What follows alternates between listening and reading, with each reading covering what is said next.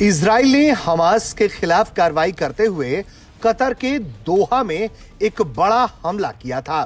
इस हमले में हमास के पोलित ब्यूरो के सदस्यों को निशाना बनाने की कोशिश की गई थी। इसके बाद यह मामला बिगड़ गया।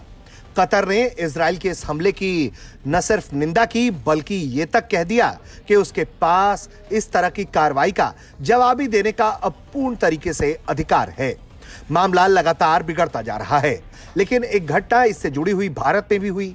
दरअसल भारत के प्रधानमंत्री की बातचीत कतर के अमीर शेख तमीम बिन हमद अल थानी से हुई है और भारत ने ऐसा लगता है कि पहली बार इजराइल के इस तरह के हमले की खुलकर निंदा की है।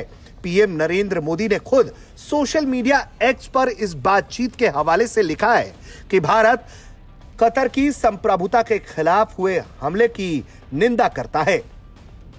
जाहिर तौर पर पीएम नरेंद्र मोदी के इस ट्वीट में इजराइल का नाम नहीं है, न ही इजरायली हमले का जिक्र किया गया, लेकिन जो हमला सबसे हाल में कतर में हुआ है वो इजराइल के द्वारा ही किया गया है और इसी संदर्भ में बातचीत भी हुई है।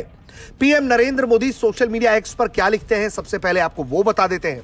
पीएम नरेंद्र मोदी लिखते हैं कि कतर के अमीर शेख तमीम बिन हमद अल थानी से फोन पर बातचीत हुई है और दोहा में हुए हमलों पर मैंने गहरी चिंता व्यक्त की है। भारत कतर के भाईचारे वाले राज्य की संप्रभुता के उल्लंघन की निंदा करता है।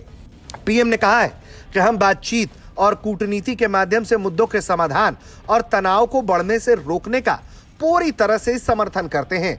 भारत क्षेत्र में शांति और स्थिरता के लिए और आतंकवाद के सभी रूपों और अभिव्यक्तियों के विरुद्ध दृढ़ता से खड़ा है। जाहिर तौर पर यहां पीएम नरेंद्र मोदी ने आतंकवाद का नाम लेकर हमास की कार्रवाई के खिलाफ भी अपनी आवाज उठाई है, लेकिन जिस तरह से पीएम नरेंद्र मोदी ने इजराइल के द्वारा कतर में किए गए हमले की निंदा की है, उससे लगता है कि भारत पहली बार खुलकर इजराइल के इस तरह की कार्रवाई के खिलाफ कोई बयान दे रहा है।